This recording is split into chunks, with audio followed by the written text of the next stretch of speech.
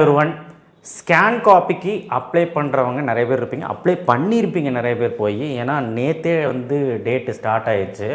அதாவது 12/5/2026 16 வரைக்கும் டைம் கொடுத்துருக்காங்க, சனிக்கிழமை வரைக்கும்.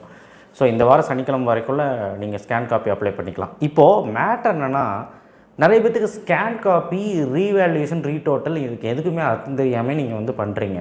நமக்கு இப்போ நல்லா பண்ணியிருக்கோமா இல்லையா, இப்போ மார்க் நம்ம சரியாக மார்க் வரல, நம்ம எதிர்பார்த்த மார்க் வரலன்னு சொல்லி தான் ரீவேல்யூஷனுக்கு அப்ளை பண்ணுறோம்.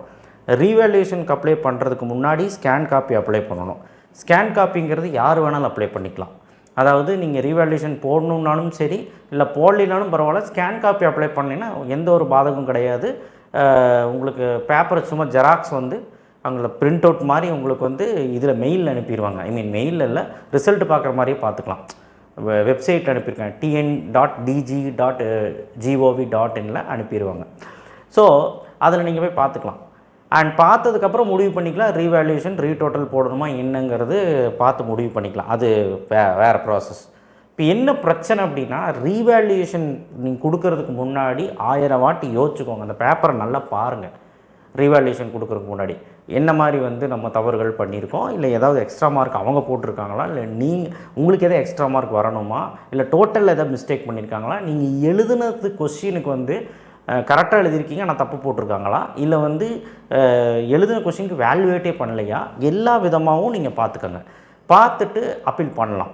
ஆனால் மோர் ஓவர் அவங்க கரெக்ஷன் பண்ணி மார்க் கரெக்டாக போட்டிருந்தாங்க, ஒரு 3 மார்க்குக்கு 2 மார்க் போட்டிருக்கான்னு வச்சுக்கலாமே, அது மாறுறதுக்கு வாய்ப்பே கிடையாது. புரிஞ்சுதா? கரெக்ஷன் பண்ணி 3 மார்க் 4 மார்க் 5 மார்க் கொஸ்டினே வச்சுக்கோங்களேன், 3 மார்க் போட்டிருக்காங்கன்னு வச்சுக்கோங்களேன், ஏதோ ஒரு ரீசன் இருக்கும், அதுக்கு மார்க் கிடைக்கிறது கஷ்டம். என்ன டோட்டல் மிஸ்டேக் கிடைக்கும். அண்ட் ஆல்சோ பார்த்திங்கன்னா ஏதோ வேல்யூவேட் பண்ணாமல் விட்டுருந்தாங்க அப்படின்னா அது கிடைக்கும். அண்ட் ஏதோ மோரோவர் பார்த்திங்கன்னா வேணும்னே பண்ண மாட்டாங்க. அண்ட் ஏதாவது கரெக்டான ஆன்சருக்கு தப்பு போட்டிருந்தாங்க, மார்க் கிடைக்கிறதுக்கு வாய்ப்பு இருக்குது. ஸோ எதாக இருந்தாலுமே பார்க்கலாம். டோட்டல் மிஸ்டேக்கெலாம் வந்துருக்குது நிறைய பேர்த்துக்கு. ஸோ அதனால் அப்ளை பண்ணுறது தப்பு இல்லை.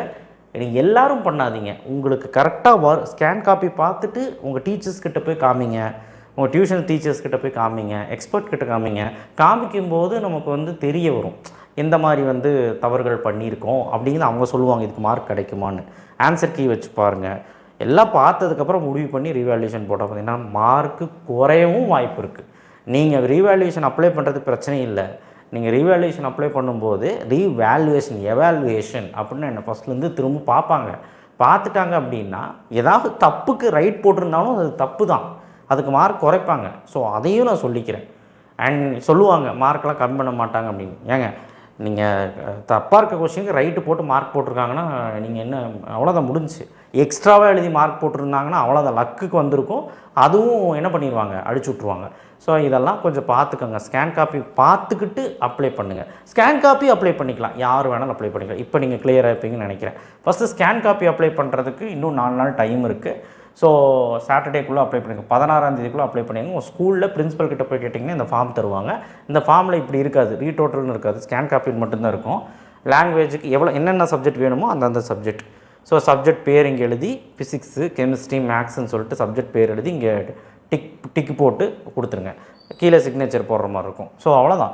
275 ரூபா ஒரு பேப்பருக்கு, சரிங்களா? இதுவே பயாலஜி பேப்பர் அப்படிங்கும்போது ரீடோட்டல் பண்ணும்போது 275 ரூபா ஸ்கேன் காப்பிக்கு, பயாலஜிக்கு மட்டும் 305 ரூபா அந்த ரீடோட்டலுக்கு. ஸோ அவ்வளோதான், வேறு எதுவும் கிடையாது. ஸோ மித்தபடி பார்த்திங்கன்னா உங்களுக்கு நாம்ஸ் கொடுத்துருக்காங்க பாருங்கள். ரீடோட்டல் பண்ணுற மாதிரி இருந்தால், ரீடோட்டல்னா டோட்டல் மிஸ்டேக், ரீடோட்டல் பண்ணுற மாதிரி retotal the mark already awarded will be retotal question wise and page wise. So retotal பண்ணுற மாதிரி இருந்தால் பேஜ் வைஸு கொஸ்டின் வைஸ் கரெக்டாக இருக்கா அப்படின்னு பார்த்துக்கோங்க.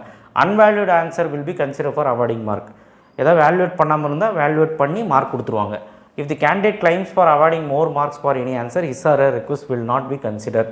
ஸோ இப்போ ஏதாவது நீங்கள் அதிகமான மார்க்கு எதிர்பார்க்குறீங்க ஏதோ கொஸ்டினுக்கு அப்படின்னா அதெல்லாம் கிடைக்காது ரீடோட்டலுக்கு. And if there is any increase of mark, a new certificate will be issued to the candidate by cancelling the earlier one accordingly. அவ்வளோதான். ஏதோ மார்க்கில் சேஞ்ச் இருந்ததுன்னா அது புது சர்டிஃபிகேட் வந்துடும். நீங்கள் கவுன்சிலிங்க்கு அதுவே அப்ளை பண்ணிக்கலாம். கவுன்சிலிங்க்கு ஏற்கனவே அப்ளை பண்ணியிருப்பீங்க. ஏன்னா கவுன்சிலிங்கெல்லாம் நடந்து உங்களுக்கு சர்டிஃபிகேட் வெரிஃபிகேஷன் நடந்துடும். அதுக்கப்புறம் தான் உங்களுக்கு இந்த ரீவேல்யூஷன் ரிசல்ட்டே வரும். ரேங்க் லிஸ்ட்டில் மாற்றிக்கலாம். அதாவது உங்களுக்கு மாறிடும். எம்இஸ் நம்பர் இருக்குல்ல, அதனால் ஆட்டோமேட்டிக்காக மாற்றிடுவாங்க. நீங்கள் அதை டிஎஃப்சி சென்டருக்கு போய் கேட்டாலும் சொல்லுவாங்க. ஸோ இது ஒரு பிரச்சனை வரும். ஏன்னா அந்த மார்க் மாறாதா, எங்களுக்கு அது வந்து கவுன்சிலிங் அப்ளை பண்ணும்போது மார்க் மாறும். நீங்கள் போய் ஜஸ்ட் நீங்கள் வந்து புது மார்க் ஷீட்டை வச்சு நீங்கள் வந்து அப்ளை பண்ணிங்கனாலே இப்போ டிஎஃப்சி சென்டரில், ஓகேவா? So if the candidate apply for retotalling இது தேவையில்லாத பாயிண்ட்டு. ரீவேல்யூஷன் அப்படின்னா to apply for revaluation the candidate should apply for scan copy first. Scan copy இருந்தால் தான் ரீடோட்டலும் ரீவேல்யூஷனும் அப்ளைவே பண்ண முடியும். அதை நீங்கள் புரிஞ்சுக்கோங்க. ஃபஸ்ட்டெல்லாம் வந்து பார்த்திங்கன்னா ரீடோட்டலுக்கு அப்படிங்கிறது அப்ளை பண்ண வேண்டாம். இப்போ ஸ்கேன் காப்பி அப்ளை பண்ணால் தானே உங்களுக்கு தெரியும். ஸ்கேன் காப்பி அப்ளை பண்ணிக்கோங்க, அவ்வளோதான். லாஸ்ட்டில் சிக்னேச்சர் போட்டு கொடுக்குற மாதிரி இருக்கும். இது பழைய ஃபார்மு. இதே மாதிரி புது ஃபார்ம் உங்களுக்கு தருவாங்க. ஸோ நீங்கள் பார்த்து டவுன்லோட் பண்ணி எடுத்துக்கலாம். இல்லைனா நீங்கள் உங்கள் பிரின்சிபல்கிட்டே எடுத்துக்கலாம். நான் இப்போவும் சொல்கிறேன், ஸ்கேன் காப்பி வாங்கி நல்லா பாரு, மேலேருந்து கீழே வரைக்கும் நல்லா எல்லாமே பாரு, எனக்கு வேணாலும் அனுப்பு, பார்த்துட்டு ஒரு முடிவுக்கு வா, எதாவது மார்க் வருமா அப்படின்னு. அண்ட் ரீவேல்யூஷன் ரிசல்ட்டு அப்ளை பண்ணுறதுக்கு தேதி வந்து பார்த்திங்கன்னா 5/7 அடுத்த மாதம் 5ஆம் தான் சொல்லியிருக்காங்க. 5லேருந்து 8க்குள்ளே சொல்லியிருக்காங்க. ஜூனில் 5ஆம், ஜூனில் 8ஆம் வரைக்கும் சொல்லியிருக்காங்க. எனக்கு தெரியல, நான் பார்த்துட்டு சொல்லியிருக்காங்க. அந்த தேதியில் தான் அப்ளை பண்ண முடியும். அப்ளை பண்ணி நீங்கள் ரிசல்ட் வர்றதுக்கு இன்னொரு 10 நாள் ஆகும். ஆக்சுவலாக ஸ்கேன் காப்பி இப்போ நீங்கள் அப்ளை பண்ணிங்கன்னா 4 நாள்லையோ 5 நாள்லையோ வந்துடும். அது எப்படின்னா, நீங்கள் tn.dg.gov.in வெப்சைட்குள்ளே போய் உங்கள் register number, date of birth அடிச்சிங்கன்னா திரும்பவும் அந்த ஸ்கேன் காப்பி எடுத்துடலாம். ரிசல்ட் எப்படி பார்க்குறீங்களோ அதே மாதிரி, ஓகேவா? ஸ்கேன் காப்பி பார்த்துட்டு முடிவு பண்ணிக்கோங்க, ஓகேவா? ஸோ அப்போது ஸ்கேன் காப்பி பார்த்துட்டு ரீவேல்யூஷன் ரீடோட்டல் போடணுன்னா நீங்கள் அதுக்கு வந்து கொஞ்சம் வெயிட் பண்ணணும். அதை அப்ளை பண்ணி இங்கே வர்றதுக்கு அது ஒரு 10 to 15 days ஆகும். ஸோ அதனால் கவுன்சிலிங்கில் மாற்ற முடியாது. ரேங்க் லிஸ்ட் அதுக்குள்ளே வந்துடும். ஜூன் 29 ரேங்க் லிஸ்ட்டு டிஎன்ஏயில். அப்போ ரேங்க் லிஸ்ட் வரும்பொழுது டேனுவாஸ், டிஎன்ஏயோ, பேராமெடிக்கல் எதுனாலும் நீங்கள் வந்து என்ன பண்ணிக்கலாம்னா, அந்த எமர்ஜென்சி நம்பரோ இல்லை வந்து நேரில் நீங்கள் போய் கேட்குற இடம் இருந்தாலும், இப்போ டிஎன்ஏனா டிஎஃப்சி சென்டரில் போய் கேட்பீங்க, டிஎன்காசானா ஏஎஃப்சி சென்டரில் போய் கேட்பீங்க. ஸோ இந்த மாதிரி போய் கொடுத்தீங்கன்னா, ஒரிஜினல் சர்டிஃபிகேட்டை போய் கொடுத்தீங்கன்னா, அந்த மார்க் மாறிச்சில்ல, அது போய் கொடுத்தீங்கனாலே போதும். இல்லை எம்இஸ் நம்பர் சொன்னீங்கனாலே போதும், அவங்க அங்கே மாற்றிடுவாங்க, உங்கள் ரேங்க்கும் மாறிடும். அண்ட் மோரோவர் உங்களுக்கு எல்லாமே சக்ஸஸ் ஆகிடும். சரிங்களா? ஸோ அதனால் இந்த டவுட் எல்லாத்துக்கும் இருந்துச்சு. ஸோ நீங்கள் தைரியமாக ரீவேல்யூஷன் அப்ளை பண்ணலாம். And scan copy first apply பண்ணுங்கள், ஓகேவா?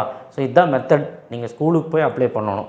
அண்ட் ரீடோட்டல் ரீவேல்யூஷனுக்கு நீங்கள் அது வந்து வேறு மாதிரி ப்ராசஸ், அது அப்புறம் பார்த்துக்கலாம். ஃபஸ்ட்டு ஸ்கேன் காப்பிக்கு அப்ளை பண்ணுங்கள். தேங்க்யூ. ஷேர் பண்ணுங்கள், சப்ஸ்கிரைப் பண்ணுங்கள், மறக்காம பெல் ஐக்கனை ப்ரெஸ் பண்ணுங்கள்.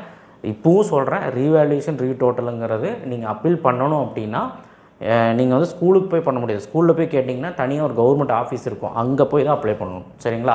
அதெல்லாம் அப்புறம் பார்த்துக்கலாம். ஸ்கேன் காப்பி அப்ளை பண்ணுங்கள். நன்றி.